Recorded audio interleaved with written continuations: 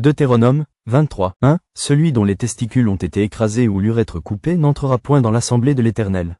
2. Celui qui est issu d'une union illicite n'entrera point dans l'assemblée de l'Éternel.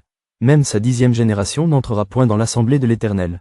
3. L'Ammonite et le Moabite n'entreront point dans l'assemblée de l'Éternel, même à la 10e génération et à perpétuité. 4. Parce qu'ils ne sont pas venus au-devant de vous avec du pain et de l'eau, sur le chemin, lors de votre sortie d'Égypte, et parce qu'ils ont fait venir contre toi à prix d'argent Balaam, fils de Béor, de Pétor en Mésopotamie, pour qu'il te maudisse. 5. Mais l'Éternel, ton Dieu, n'a point voulu écouter Balaam. Et l'Éternel, ton Dieu, a changé pour toi la malédiction en bénédiction, parce que tu as aimé de l'Éternel, ton Dieu. 6. Tu n'auras souci ni de leur prospérité ni de leur bien-être, tant que tu vivras à perpétuité. 7. Tu n'auras point en abomination l'Édomite, car il est ton frère. Tu n'auras point en abomination l'Égyptien, car tu as été étranger dans son pays. 8. Les fils qui leur naîtront à la 3e génération entreront dans l'assemblée de l'Éternel. 9. Lorsque tu camperas contre tes ennemis, garde-toi de toute chose mauvaise. 10. S'il y a chez toi un homme qui ne soit pas pur, par suite d'un accident nocturne, il sortira du camp, et n'entrera point dans le camp. 11. Sur le soir il se lavera dans l'eau, et après le coucher du soleil il pourra rentrer au camp. 12. Tu auras un lieu hors du camp, et c'est là dehors que tu iras. 13. Tu auras parmi ton bagage un instrument, dont tu te serviras pour faire un creux et recouvrir tes excréments, quand tu voudras aller dehors. 14. Car l'Éternel, ton Dieu, marche au milieu de ton camp pour te protéger et pour livrer tes ennemis devant toi.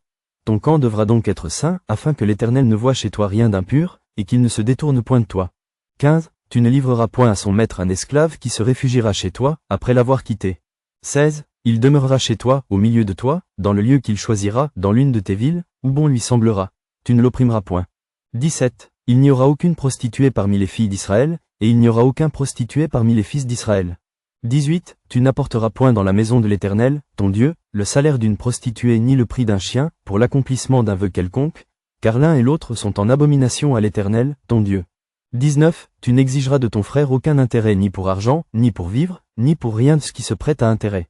20. Tu pourras tirer un intérêt de l'étranger, mais tu n'en tireras point de ton frère, afin que l'Éternel, ton Dieu, te bénisse dans tout ce que tu entreprendras au pays dont tu vas entrer en possession.